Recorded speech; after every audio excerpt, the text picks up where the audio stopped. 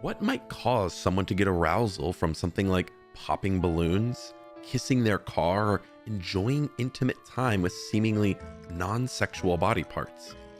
These are sexual acts that to many are considered extremely strange and unhealthy, but to others, they're actually considered normal and exciting. This is where we step into the realm of sexual fantasies and fetishes. So why do people engage in sexual fantasies? One study involving 4,000 Americans suggests that most people just simply want to experience sexual arousal. In addition to that, 69.8% of Americans stated that they were curious about different sensations and sexual experiences. Other reported reasons were that some wanted to meet sexual needs that were unfulfilled, express or fulfill a social taboo that's sexual, or to simply escape their day-to-day reality.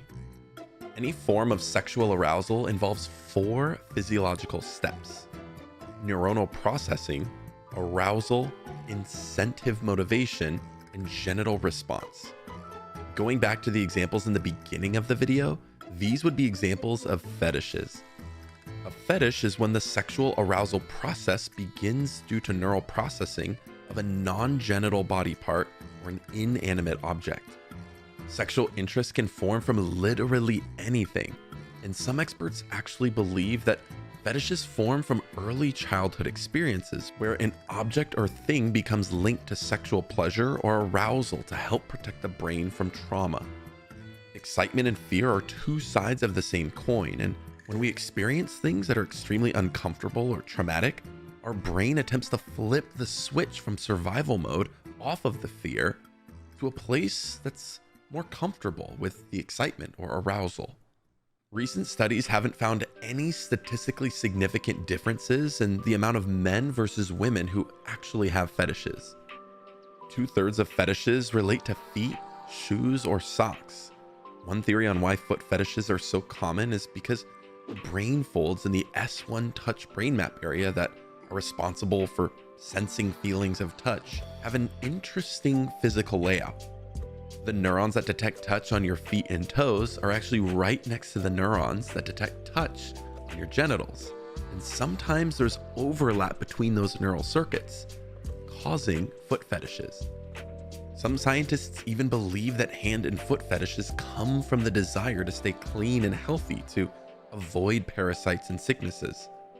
Fetishes are really hard to study, so there's a lot more that needs to be done for us to fully understand these at the deepest levels, but there's so much work being done to help us understand more about them. One fascinating area of study around the topic of fetishes and sexual desires is looking at how technology and social media impacts our sexual preferences. Things like porn and supernormal stimuli on apps that are flooding our brains with excessive amounts of dopamine can be extremely dangerous to our psychological health and even desensitize us to in-person sexual acts. What can we learn from all this? Fetishes are much more common than you think, and as long as no one's getting hurt in the wrong ways, and there's full consent and pleasure, there's nothing wrong with what people choose to do behind closed doors. Although some sexual desires or fetishes may come off as unnatural, disturbing, or strange to many people, they're actually an extremely normal thing for others.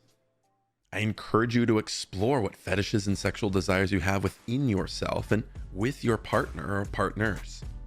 Getting closely in touch with your sexual side can be extremely liberating and help reduce anxiety and stress levels.